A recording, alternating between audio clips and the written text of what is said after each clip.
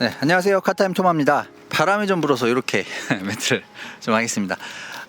지금 제가 스포티지 지금 시승 중이에요. 이 차 아마 많은 분들이 기다리고 계셨던 모델로 알고 있는데 어떤 매력을 갖고 있는지, 뭐 실내 디자인 같은 경우에는 일반적인 가솔린, 디젤 차량이랑 거의 비슷한데 좀 주행 느낌에서 약간 좀 다르더라고요. 어떤 부분들이 특징적인 부분인지 시승을 하면서 말씀드리도록 하겠습니다. 그럼 시작해 볼게요.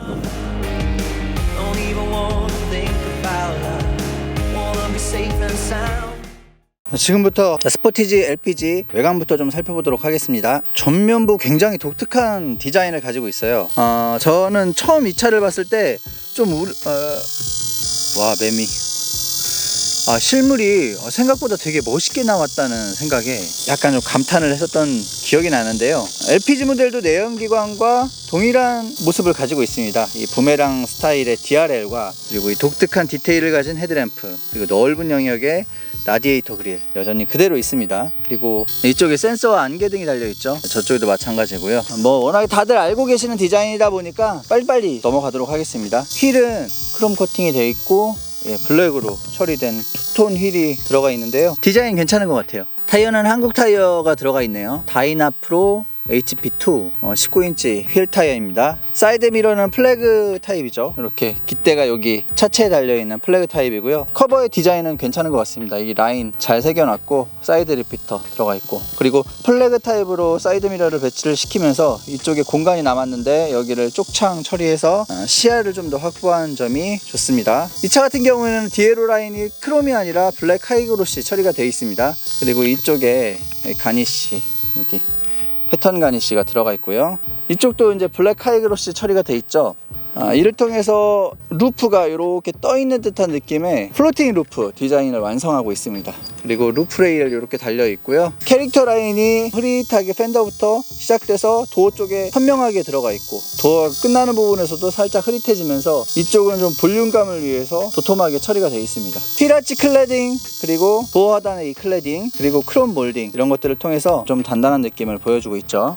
뒷모습인데요, 이쪽을 기점으로 좌우로 활짝 날개가 펼쳐지는 느낌으로 테일 램프가 디자인되어 있습니다. 이 가운데는 점등이 되지 않는 몰딩이라고 보시면 되겠습니다. 새로운 엠블럼 들어가 있고요. 그리고 저는 이 차를 처음 봤을 때 여기 이 부분 있잖아요, 이 부분, 그리고 이 부분 이렇게 크게 분할이 되어 있는데 이 부분이 되게 마음에 들더라고요. 그래서 이 아래쪽을 블랙 처리하면서, 이렇게 투톤 처리하면서 뭐랄까 좀 터프한 느낌? 터프한 느낌이 느껴져서 저는 굉장히 좋았습니다. 그리고 범퍼 디자인도 과감하게 되어 있죠. 과감하게 패턴도 집어넣고 디퓨저도 넣고 이렇게 다크 크롬으로 몰딩도 쳐놓고, 그래서 화려하면서도 좀 과감한 느낌이고요. 저 아래 머플러 팁이 저 아래 숨어져 있습니다. 전반적으로 봤을 때 되게 잘 된 디자인이라고 볼 수 있겠는데, 개인적으로는 이 부분이 좀 아쉬웠어요. 이게 왜 이렇게 돼 있을까? 여기가 단차가 좀 심해요. 이 시승차만의 문제일 수 있겠는데 이 부분은 좀 깜짝 놀랐어요. 어떻게 이렇게 돼 있지? 주유구의 단차가 심해서, 이게 시승차만의 문제라고 할지라도 문제잖아요. 왜 이런 걸 못 잡았을까요? 자, 그러면은 실내로 들어가 볼게요. 실내로 들어가기 전에 트렁크 공간 한번 보겠습니다. 이 밑에 LPG 탱크가 도넛 형태로 깔려 있어요. 그래서 요만큼 이제 올라와 있는데, 그래도 예전에 비해서는 굉장히 넓은 트렁크 용량을 확보했다고 말씀드려도 될 것 같아요. 내연기관이 한 요 정도에서 이제 그 트렁크 공간 바닥이 형성이 되니까, 물론 이제 그 밑으로 스페어 타이어 공간이 있기도 하지만 거긴 잘 안 쓰니까 실질적으로 사용하는 공간이 요만큼 더 높아졌다고 볼 수 있겠는데, 과거에 보면은 이 탱크를 여기다 태우느냐고 트렁크 공간을 거의 사용을 못했어요, 이런 LPG 차들이. 근데 이제는 이렇게 도넛 형태로 집어넣으면서 넓은 공간을 트렁크로 사용할 수 있게 되었습니다. 실용성이 높아졌다는 부분 분명한 장점으로 볼 수 있겠고요. 그럼 실내로 들어가 볼게요. 이만큼의 레그룸이 확보가 됩니다. 그래서 레그룸 자체는 굉장히 넓어요. 대신에 준중형이다 보니까 폭은 뭐 중형 차량들에 비해서는 좁아요. 그래서 과거 산타페 정도로 차체가 커졌다고 그렇게 홍보들을 많이 하는데, 그건 전장이 길어진 거고 폭 자체가 그렇게 넓어 보이지는 않습니다. 그래도 공간 자체가 패밀리카로 쓸 수 있을 정도로 충분한 공간을 보여주고 있다고 그렇게 말씀드릴 수 있겠습니다. 헤드레스트 뒤편에 이렇게 손잡이로 쓸 수 있고 옷걸이로도 쓸 수 있는 이런 고리가 있네요. 이 부분 되게 좋고, 그리고 여기에도 고리가 있습니다. 그리고 이쪽에 USB 포트가 요 양옆에 달려 있어요. 네, 이건 충전할 수 있는 거고, 그리고 이쪽에 시트 포지션 조절할 수 있는 버튼이 있고요. 2열 승객들을 위한 송풍구가 여기 있습니다. 그리고 1열 디자인은 내연기관이랑 동일해요. 파노라믹 커브드 디스플레이가 들어가 있고, 이쪽에 인포테인먼트, 공조 시스템, 전환 조작계, 그리고 여기에 다이얼 타입의 기어 노브가 있습니다. 시동 버튼은 여기 달려 있어요. 그리고 이쪽에 드라이브 모드 다이얼이 있고요. 이쪽에 통풍 시트, 열선 시트, 그리고 열선 핸들 버튼 여기 있고, 이 앞으로 USB, 그리고 USB-C 타입 포트가 있습니다. 12V 180W C거잭이 있고요. 이렇게, 아이고 거꾸로 들어갔네. 자, 저기에 저렇게 휴대폰 충전 트레이가 있습니다. 앞으로 가보겠습니다. 이런 그래픽을 보여주고 있습니다. 디지털 클러스터가요. 트립 창을 이렇게 바꿀 수 있고요. 대기질이 좋은 날이에요. 대기질이 좋은 날이랍니다. 그리고 AVN 모니터는 와이드한 타입으로 되어 있습니다. 내비게이션의 신인성 괜찮았고요. 그리고 요거를 가지고 셋업을 눌러서 여러가지 이제 셋업들을 할 수가 있을 것 같고요. 그리고 움직이는 거 터치 느낌이라 그럴까? 이 화면이 손가락을 따라오는 느낌도 상당히 발전했다는 느낌이 들어요. 옛날에는 이렇게 가면 막 나중에 따라왔잖아요. 근데 이건 어느 정도 잘 따라다닙니다. 이런 부분은 잘 해놨다라는 생각이 들고요. 여러 가지 하여튼 기능들이 되게 많아요. 공부 좀 해야 될 것 같습니다. 자, 그리고 스티어링 휠이 디자인 되게 예쁘죠. 특히 요 링 있잖아요. 이 링이랑 기아라고 써있는 부분, 이런 부분이 되게 고급지게 잘 돼 있어요. 마감이 잘 돼 있습니다. 그리고 이쪽에 파킹 브레이크가 있고요. 도어 캐치가 상당히 독특합니다. 이게 이렇게 크고 무광 크롬으로 이렇게 돼 있는데 고급스럽고, 여기 가운데가 블랙 하이그로시네요. 독특해요. 소재가 엄청 비싸 보이진 않은데 뭐 평범한 소재로 색 배치를 이 투톤으로 해놔가지고 센스 있고 젊은 느낌? 그런 느낌을 전해주고 있습니다. 그리고 요 송풍구 있잖아요. 요게 손 이렇게 해가지고 이 화면을 받치고 있는 느낌이 들어요. 이런 요소들 괜찮고, 그리고 여기에 가로 쪽 이게 가니쉬가 들어가 있는데 얘를 통해서 좀 좌우로 넓은 느낌? 그런 느낌도 전달해주고 있습니다. 블랙 하이그로시 처리가 이렇게 돼 있고요. 그리고 요 우드 소재가 촉감이 되게 괜찮더라고요. 그리고 그렇게 노티나 보이지도 않고, 요 아래쪽에 무광 크롬으로 이렇게 돼 있는 거 좋고, 요게 이걸 이렇게 접으면 이 공간을 하나로 쓸 수가 있고요. 이걸 눌러서 이렇게 하면 이 컵홀더 2개로 나눠집니다. 이런 요소도 되게 괜찮죠. 그리고 이쪽에 수납 공간이 이렇게 있고요. 이런 거는 제 올류 레스턴도 이런 구성인데 터치로 램프를 껐다 켰다 할 수 있습니다. 하이패스가 이쪽에 들어가 있다는 게 또 특징입니다. 여기 보통은 이 미러 뒤에 들어가잖아요. 근데 이거는 이 차는 여기에 들어가 있더라고요. 여기. 시트에 좀 소재가 달라요. 여기는 인조 가죽인 것 같은데 이쪽은 뭐라 그러지, 이게 스웨이드라 그러나? 소재를 좀 다르게 가져가서 고급진 느낌도 나고 괜찮습니다. 저희 막내 아들이 이거 보고 의자가 징그럽게 생겼다 그러더라고요. 이 패턴 이 타공 처리가 된 부분에서 이제 송풍 기능, 열선 기능 다 되니까 기능적으로도 좋고요. 앉았을 때 등을 쏙 동그랗게 받쳐주거든요. 그런 착자감도 좋았습니다. 이게 좀 잘못 세팅을 하면은 딱 앉았을 때 불편한데 되게 편안하게 잘 세팅을 해놓은 것 같아요.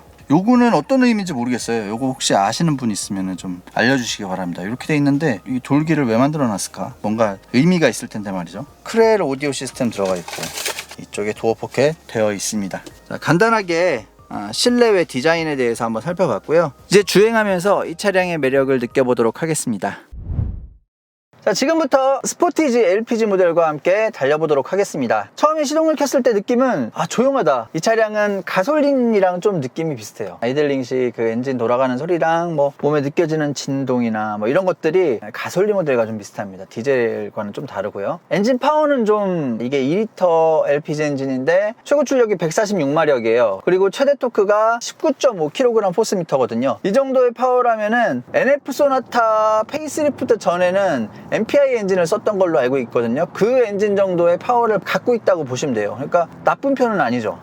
확실히 나쁜 편은 아닙니다. 그리고 이 스포티지라는 차체를 끌어주기에도 이 정도 엔진의 파워면은 뭐 괜찮다고 볼 수 있어요. 하지만 성능을 보고 구매하는 차는 아니라는 점은 분명히 알고 계셔야 됩니다. 이게 파워가 뭐 적당한 정도지 파워가 좋다 이런 말씀을 드리는 건 아니에요. 그러니까 일상적인 주행에서는 불편함 없이 탈 수 있겠지만 진짜 내가 달려보고 싶다 그러면 좀 한계를 느낄 수밖에 없습니다. 예를 들어서 2리터 디젤 엔진 같은 경우에는 한 200km 시속 200km까지 올라가는 게 어렵지 않습니다. 쭉 밟고 있으면 올라가는데 이 차량 같은 경우는 한 150 넘어가면은 가속 붙는 속도가 좀 느려요. 150 정도로 달리고 있으면은 되게 편안합니다. 그러니까 차의 어떤 차량의 포텐셜은 그 이상인데 엔진 속도가 안 올라가니까 편안하게 달릴 수가 있더라고요. 하여튼 이게 좀 농담이고 시속 150 이상 올라가면은 좀 버겁다는 느낌이 좀 들더라고요. 그리고 이게 자동 6단 미션이 매칭이 됐거든요. 자동 6단 미션이 매칭이 됐는데 고속, 이거 지금 방금 이렇게 킥다운이 일어나면서 내가 한 80에서도 조금 더 빨리 밟고 싶다 그러면 그냥 미션이 바로 킥다운을 시켜버려요. 킥다운을 시켜버리는데 이때 엔진이 왕 하면서 올라가는 게 그 가솔린 엔진처럼 그렇게 기분 좋게 뭐 이렇게 킥다운이 되는 게 아니라 왕 하면서 부밍하는 게 좀 귀에 거슬립니다. 그래서 그러니까 미션이 내 마음대로 움직인다라는 느낌이 안 들어요. 이게 아무래도 차이점인 것 같아요. 이질감이 좀 느껴지긴 하죠. LPG SUV가 또 한 대가 있잖아요. 그 차량 같은 경우는 CVT 미션이잖아요. CVT 미션보다는 이 자동 6단 미션이 나은 것 같아요. CVT 미션은 저는 진짜 적응이 안 되더라고요. 그 이질감이 진짜 적응이 안 되는데 이건 그래도 뭐 그 정도는 아닌 것 같습니다. 자, 아까 말씀드렸듯이 정숙성은 가솔린 엔진 수준이고요. 그래서 SUV 타면서도 마치 세단 타는 것처럼 그런 정숙성, 그런 느낌이 들어요.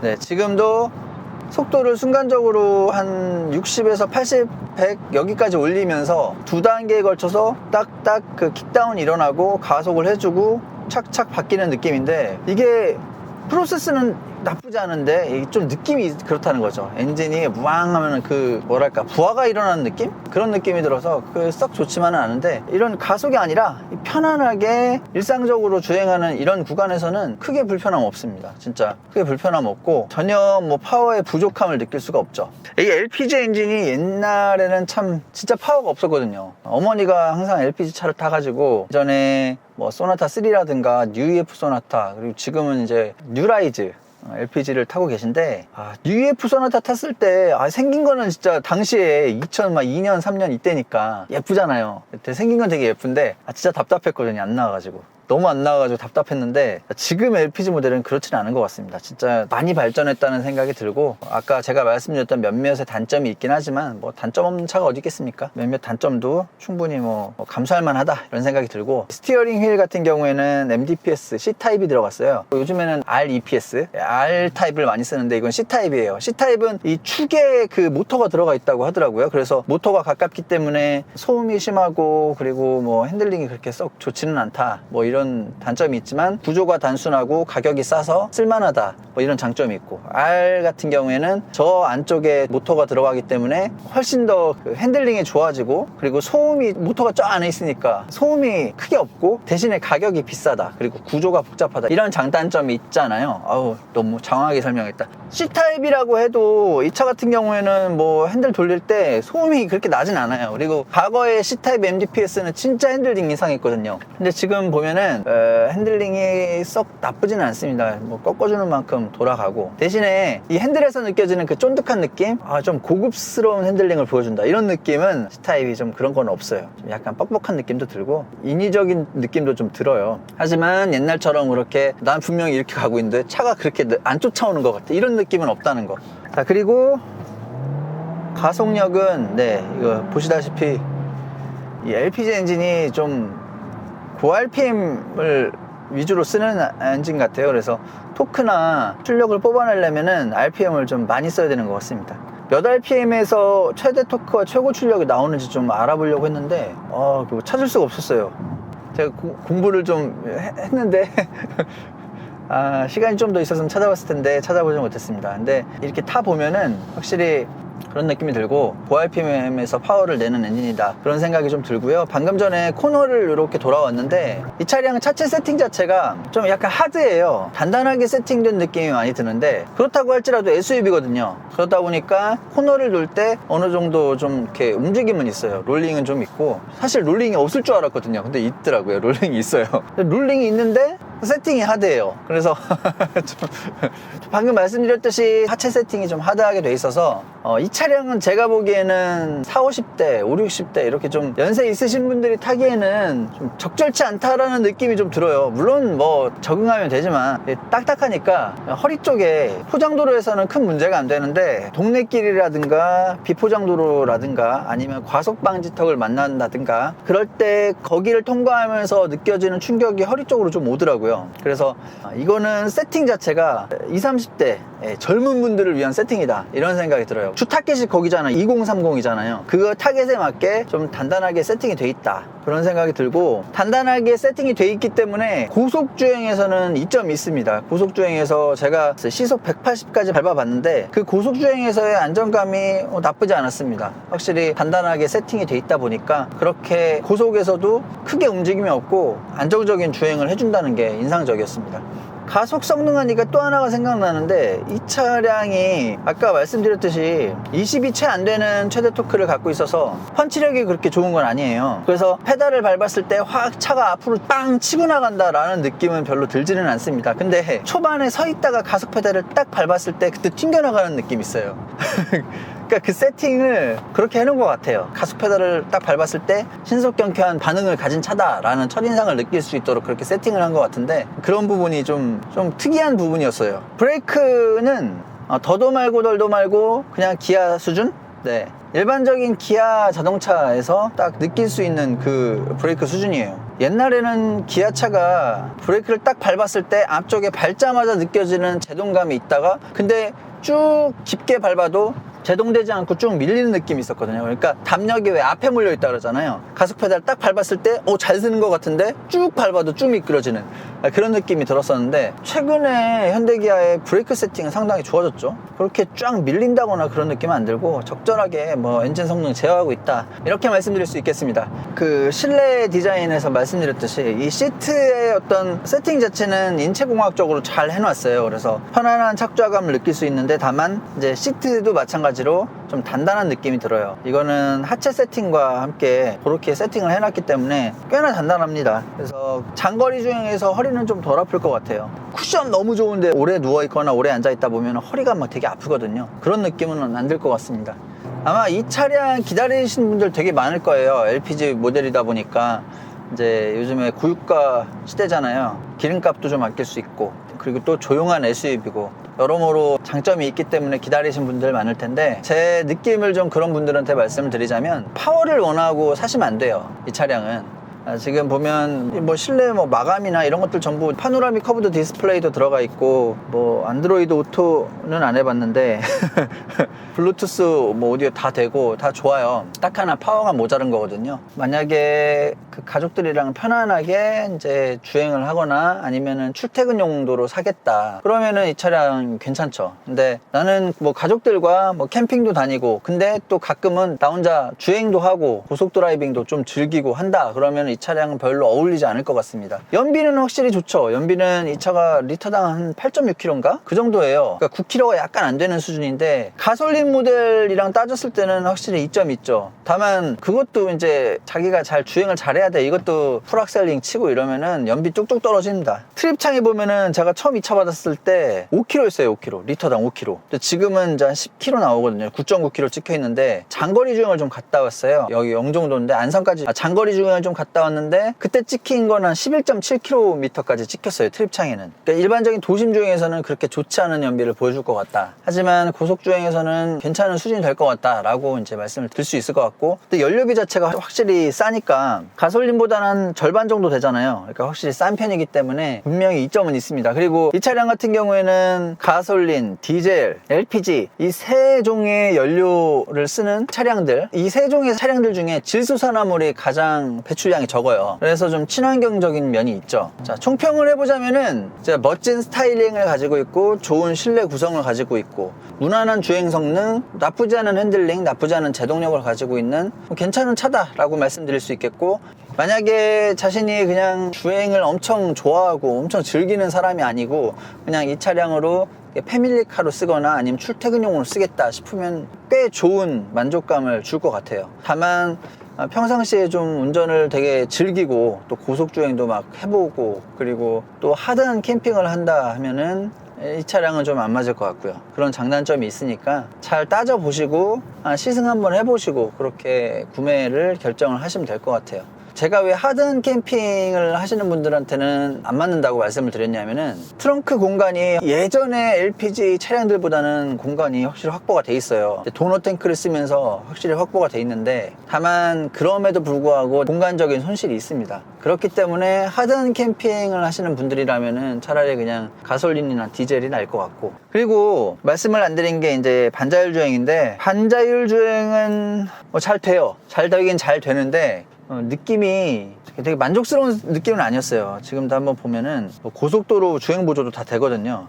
되는데 이게 부드럽게 차선 중앙을 맞춰준다기보다는 이러면서 맞춰주는 느낌이랄까? 핸들링이 막 이렇게 하면서 맞춰주는 느낌이라서 그런 느낌은 좀 아쉬웠죠. 근데 뭐 안 되는 건 아니고 이게 뭐 부족하다는 그런 얘기를 드리는 게 아니에요. 제가 느꼈던 느낌이 그랬다는 거고요. 또 제가 잘못 느낀 걸 수도 있으니까 이건 한번 경험해 보시길 바라겠고, 지금도 보면은 조작량이 이렇게 부드럽게 가는 게 아니라 자, 어우 씨 뭐야 씨 왜 안 꺾어? 분명히 들어와 있는데 왜 안 꺾었지? 아, 이게 안 켜졌구나. 에이씨. 그리고 제가 이런 거 말씀드리는, 이게 저기 후측방 모니터도 된다는 거, 후측방 모니터도 된다는 거, 이런 거 좋죠. 자, 그럼 마지막으로 제가 고속도로 여기 반자율 주행 한번 틀어보고 마치도록 할게요. 자,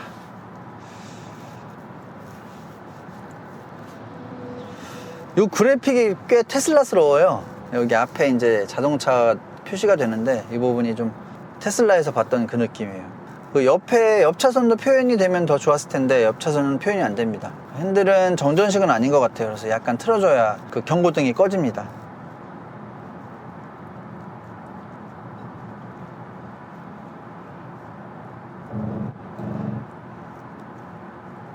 자, 보시는 것처럼 방향 전환 적당하게 이제 이렇게 돌고 있죠. 사실 이 반자율 주행이라는 거 도심에선 잘 안 만지시잖아요. 이렇게 좀 고속도로 같은 데 나왔을 때 만지게 되고, 그래서 고속도로 이런 큰 도로에서 많이 사용하게 되는데 좀 무리 없이 이제 방향 전환을 해주는 느낌 괜찮습니다.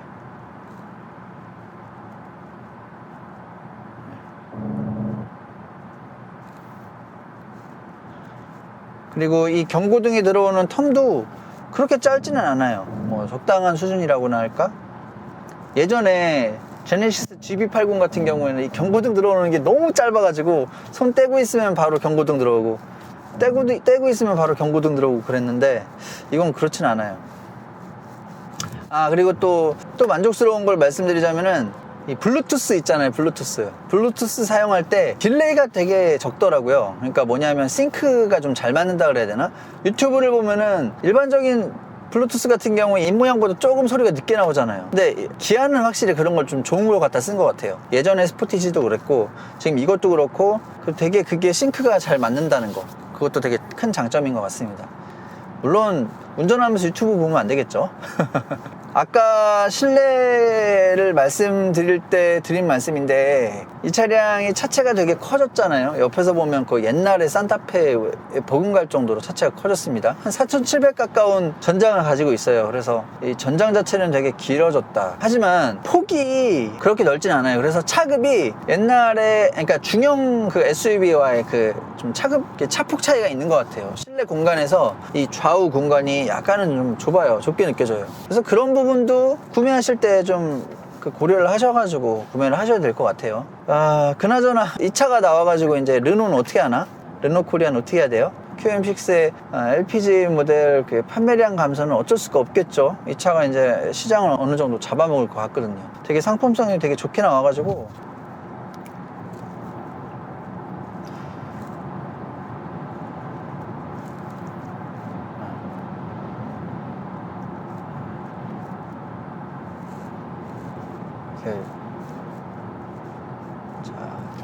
어떠세요? 방금 전에 코너링 쭉 말없이 한번 돌아봤는데 이렇게 이제 평범한 속도에서의 코너링 돌 때 느낌도 나쁘지 않아요.